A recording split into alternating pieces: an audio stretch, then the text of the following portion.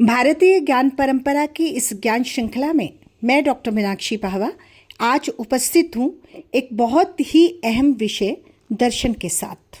तो आइए जानते हैं भारतीय ज्ञान परंपरा में निहित इन दर्शन को।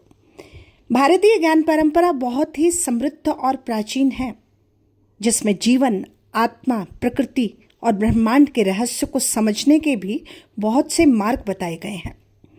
इस परंपरा में सांख्य दर्शन का विशेष स्थान रहा है। ये दर्शन मनुष्य को दुखों से मुक्त होकर आत्मज्ञान प्राप्त करने का मार्ग दिखाता है। सांख्य ज्ञान का मार्ग है। भारतीय ज्ञान परंपरा में सांख्य दर्शन बहुत ही प्राचीन है। मानव जीवन हो या प्रकृति हो या फिर आत्मा के रहस्य हो, इन सब को समझने का प्राचीन और तर्क संगत माध्यम सांख्य दर्शन है, जिसके प्रवर्तक कपिल मुनि माने जाते हैं। सांख्य के अर्थ को जानने के लिए आइए चलते हैं।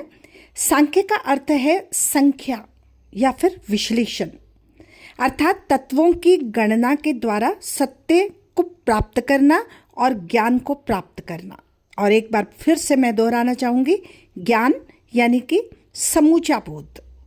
सांख्य दर्शन का अर्थ में सांख्य शब्द जो है वो संख्या से बना हुआ है, और संख्या क्या है? गिनती और विश्लेषण के माध्यम से ज्ञान प्राप्त करने की संख्या है।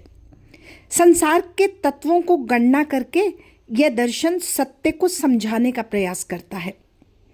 सांख्य दर्शन के अंदर सृष्टि दो तत्वों से बनी हुई है, एक पुरुष है और दूसरा प्रकृति है।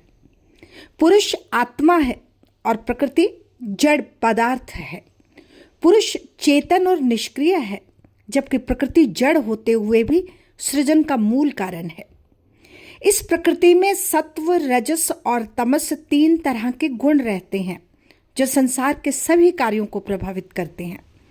और इस दर्शन में कुल मिलाकर 25 तत्वों और 25 तत्वों की संख्या का वर्णन किया गया है, जिनके माध्यम से सांख्य दर्शन दिखाता है कि सृष्टि की उत्पत्ति कैसे हुई, उसका विकास कैसे हुआ।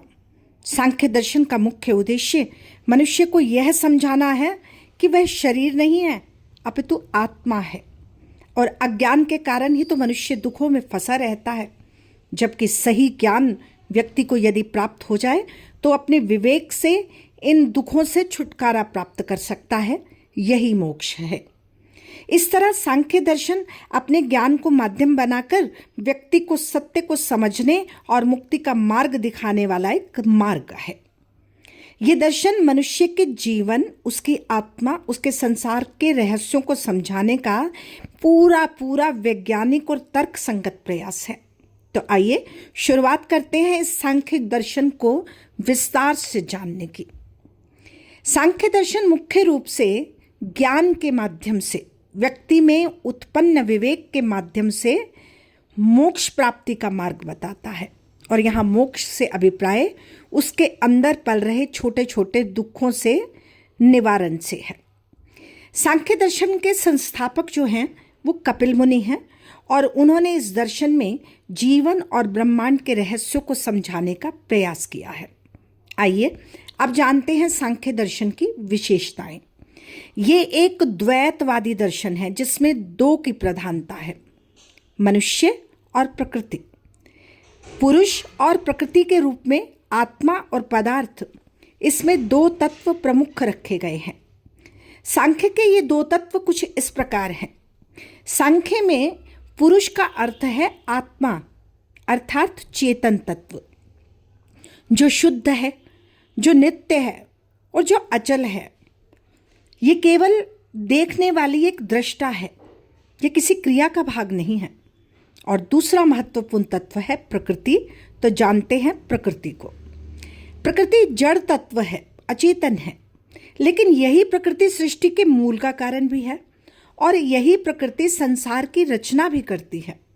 और इस प्रकृति के तीन गुण हैं, सत्व, रजस और तमस। सत्व में शुद्धता है, ज्ञान है, प्रकाश है, और रजस में हम क्रिया करते हैं, गति है, ऊर्जा है, और तमस में हमारा अज्ञान, हमारा आलस्य, हमारा अभिमान, हमारा अंधकार, ये सब कुछ समाहित है। ये सत्व, रजस और तमस तीनों गुण मिलकर ही संसार के कार्यों को प्रभावित भी करते हैं और संचालित भी करते हैं। सांख्य दर्शन मूल रूप से 25 तत्वों की संख्या अर्थात गणना करता है। ये तत्व सिद्धांतिक हैं, जैसे इसमें प्रकृति है, महत अर्थात बुद्धि है, व्यक्ति का अहंकार है, 5 ज्ञानेंद्रियां हैं तो 5 कर्मेंद्रियां हैं, 5 तन्मात्राएं हैं, 5 महाभूत हैं, पृथ्वी जल अग्नि वायु आकाश, ये 5 महाभूत हैं, मन है, पुरुष है, और ये 25 तत्व जो हैं सृष्टि को चलायमान करते हैं। अब सांख्य दर्शन सृष्टि की उत्पत्ति में इन 25 को ही देखता है। सांख्य मानता है कि सृष्टि का निर्माण प्रकृति और पुरुष के संयोग से ही होता है। जब पुरुष अर्थात हमारी चेतना प्रकृति के संपर्क में आती है तो प्रकृति सक्रिय हो जाती है और इसके बाद धीरे धीरे जगत का विस्तार होना शुरू हो जाता है। और व्यक्ति के दुख का कारण क्या है, सांख्य इस पर भी प्रकाश डालता है। तो आइए जानते हैं सांख्य में बताए गए दुख के कारण को। मनुष्य का जो दुख है वो उसके अंदर के अज्ञान के कारण है, उसकी अविद्या के कारण है। वह अपने आप को शरीर, मन और बुद्धि को ही अपना स्वरूप मान बैठता है। वास्तव में मनुष्य आत्मा है, आत्मा ही पुरुष है, लेकिन वो भूल जाता है। और जब व्यक्ति को ये समझ में आता है ना कि वह शरीर नहीं अपितु आत्मा है, तो इससे उसकी समस्याओं से निवारण अर्थात मोक्ष मिलता है। और यही समझ, यही विवेक ही ज्ञान है और यही ज्ञान ही समूचा बोध है। तो सांख्य दर्शन का अंतिम लक्ष्य इसी का बोध करवाना है। ज्ञान का अपना एक महत्व है। सांख्य में ज्ञान को बहुत महत्व मिला और सांख्य ने ये माना कि सही ज्ञान ही मनुष्य को दुखों से मुक्त कर सकता है।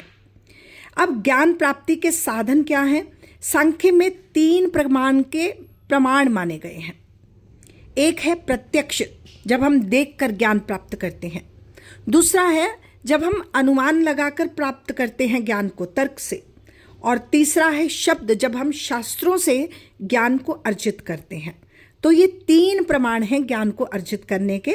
एक प्रत्यक्ष देखकर, दूसरा तर्क से अनुमान लगाकर, तीसरा शास्त्रों से शब्दों को समझकर। सांख्य ईश्वर के विषय में भी अपने कुछ विचार आगे रखता है। वो कहता है कि ईश्वर आवश्यक तत्व नहीं है। ये दर्शन प्रकृति और पुरुष पर आधारित है। प्रकृति और पुरुष के संयोग से ही सृष्टि चलायमान रहती है। इसलिए कभी कभी कुछ लोग इस दर्शन को निरीश्वरवादी दर्शन भी कहते हैं।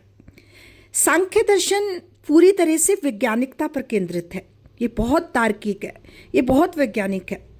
इससे संसार की रचना को कारण और कार्य के संबंध में समझाया गया है।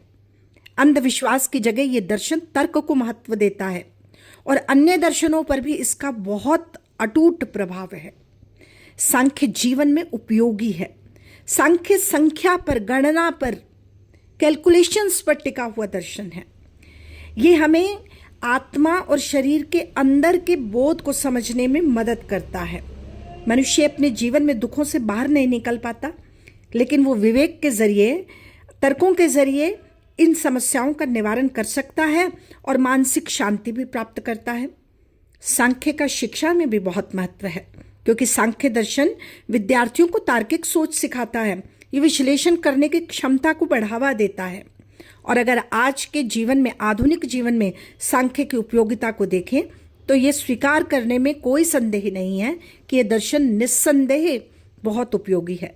ये सीख देता है कि हमें अपने मन और शरीर से खुद को अलग रखना है और मानसिक संतुलन को बना कर रखना है। ये मानसिक संतुलन ही सांख्य का ध्येय है। सांख्य का लक्ष्य है मनुष्य को दुख से मुक्ति मिले, उसे आत्मज्ञान प्राप्त हो, उसे मोक्ष प्राप्त हो। मोक्ष अर्थात अपने अंदर के अविवेक, अज्ञान और अविद्या से छुटकारा प्राप्त हो। तो निष्कर्षतः सांख्य की इन बारीकियों को जानने के बाद हम कुछ तर्कों पर पहुंचते हैं और वो तर्क यह है कि सांख्य दर्शन भारतीय ज्ञान परंपरा का महत्वपूर्ण गहन दर्शन है। ये जीवन को वास्तविकता का ज्ञान देता है और सिखाता है कि हम केवल शरीर नहीं हैं अपितु आत्मा है। ज्ञान के माध्यम से ही हम अपने जीवन को बेहतर बना सकते हैं और अपनी समस्याओं से निवारण प्राप्त कर सकते हैं। तो सांख्य तत्वों का ज्ञान है। पुरुष और प्रकृति मूल दो तत्व हैं। लक्ष्य इसका केवल मुक्ति है, अपनी समस्याओं से छुटकारा है और माध्यम केवल इसका मनुष्य के अंदर जागृत होने वाला विवेक है। तो ये थी सांख्य दर्शन को लेकर बहुत ही बारीक जानकारियां। धन्यवाद।